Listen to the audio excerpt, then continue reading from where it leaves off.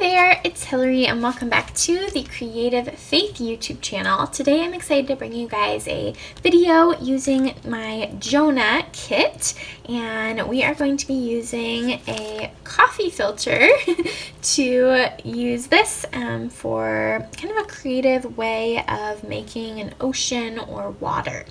And so I hope you guys will stick around to the end and see all of the good stuff in this video.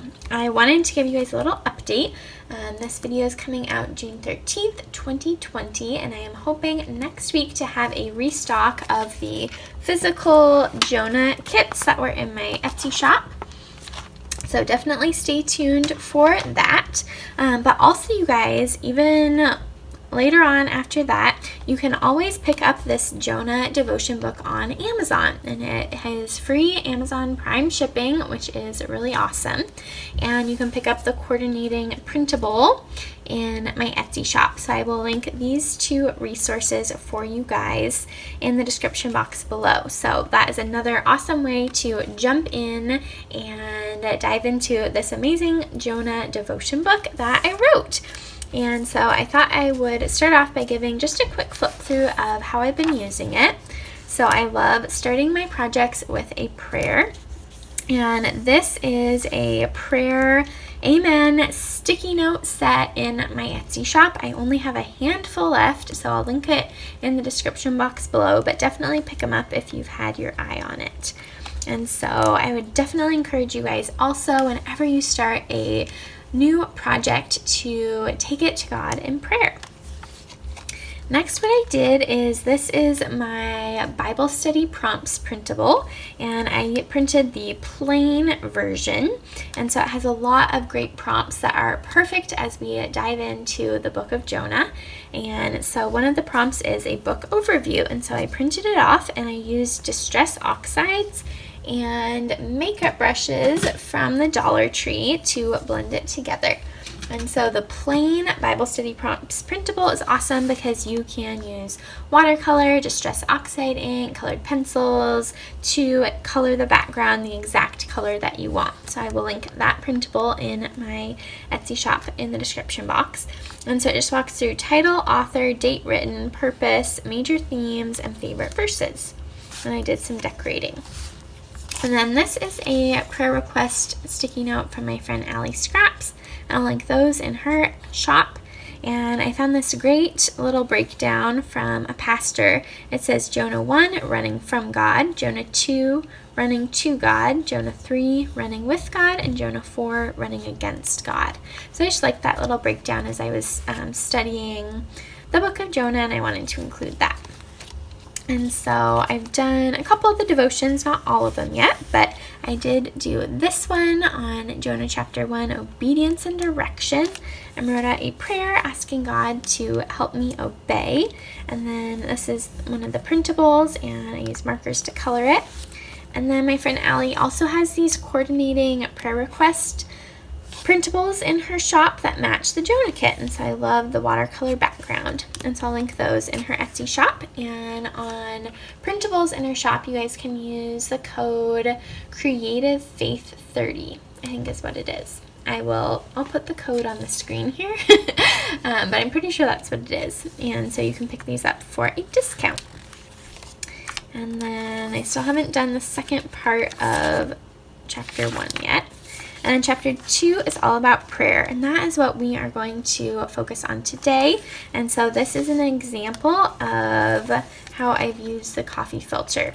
And so I used it here to kind of make this ocean background, and I used some metallic watercolors on a little whale over here and wrote out Jonah 2, 1 through 2. And so that is what we are going to journal today, is Jonah 2. And I am using an interleaved Bible. I wanted to show you, this is kind of a sample of what it will look like. So I have done this technique before, and I wanted to show you guys. And so this is in Acts 27. And so I cut it in half and glued it down, and then used some watercolor to kind of match on this side of the page, and stapled another one that I made. So yeah, I am going to flip to the Book of Jonah. I already have my anchor, cute little anchor clippy on the top to remind me where it was. And so for the supplies you'll need a coffee filter. You will need markers, and I'm using blues because we're going to use it to represent the ocean. A cup of water, and then I also love metallic shiny things. This one I did without using any metallic watercolor, but I, like I said, love shiny things, and so I think the metallic that I used in here is really pretty. And so I will link this set for you guys on Amazon. I really like this one, and so we'll be using those as well. So I'm going to put you guys on fast forward now and get started. So I am putting this video under the playlist here on my YouTube channel that is titled Bible Journaling for the Non-Artistic. I have a whole bunch of different ideas for you guys that are really simple and easy to use if you don't think you are super artistic. And so definitely check out the playlist. I'll link it in the description box below if you want to hear and see more ideas that are simple Bible journaling techniques. So to get started, what I'm going to do, I have a cookie sheet under me. This project gets a little bit messy, and so I would encourage you guys to use a cookie sheet or like a 9x11 glass container, so something with a lip, because there's going to be a lot of liquid. And you can kind of do it a few different ways. My favorite way is to start light at the top and work dark to the bottom. You can see on the far right, I also did one where I did dark on the outside to light in the middle, but I just didn't like that one quite as much as the first one I did, which was light on top, dark on the bottom. And so all you're going to do is take markers and scribble, which is really simple and easy. And then you're going to take a paintbrush, and you are just going to get the whole entire thing wet, and the colors will start to blend together, and it does take a few moments. You might be like, oh, they're not blending together yet, but they will. And so the coffee filter absorbs all the water, and it just makes it look like this really cool tie-dye circle. And I thought it would also be neat to use the same technique and use it with like oranges and reds and create fire. So I might try that out too. You could also use, I don't know, just a bunch of different colors. But this is a really neat way to, I think, make an ocean scene. So you could use it in Jonah 2, you could use it in Acts 27 like I showed earlier, or in any other Bible passage about water. And so now I am going in and adding some metallic watercolor.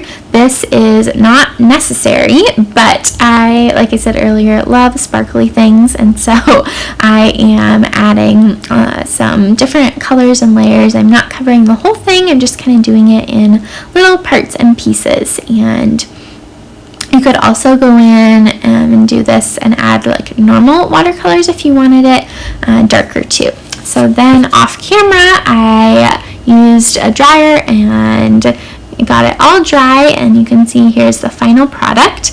I did, as I was drying it, it kind of folded over on itself, and so that's why there's some darker colors where I didn't originally have them, but I think it looks kind of like waves, so I liked it. I tried this time, I was like, oh, I want to make a super straight line, so I'm going to use the paper cutter. Don't do that, doesn't work. So I just folded it instead and cut along that line.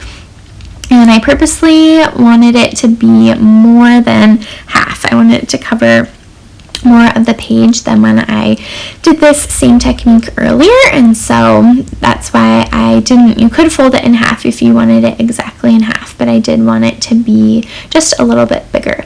And so I am using glue and a tape runner to add this to the page, so you don't need to use any special adhesive to glue it down. Just using normal glue works fine, which is great. And then I kind of nestled it into the gutter of the book and started on one side and pushed my way down. There are some wrinkles in it. It's not perfect, but that's okay. It represents the water and the stormy time in Jonah's life, and so I think it's great that it's not perfect.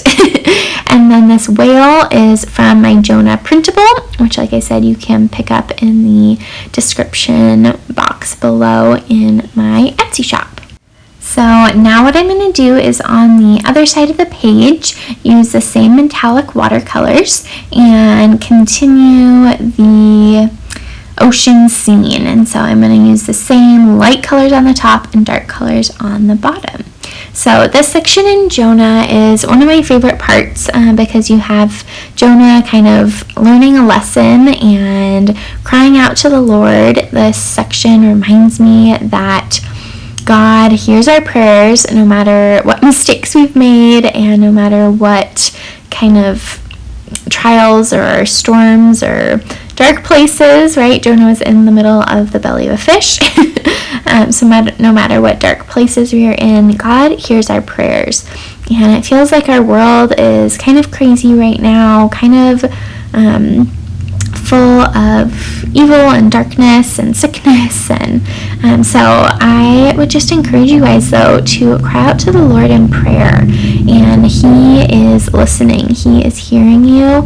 And so I just wanted to encourage you guys with this message of prayer.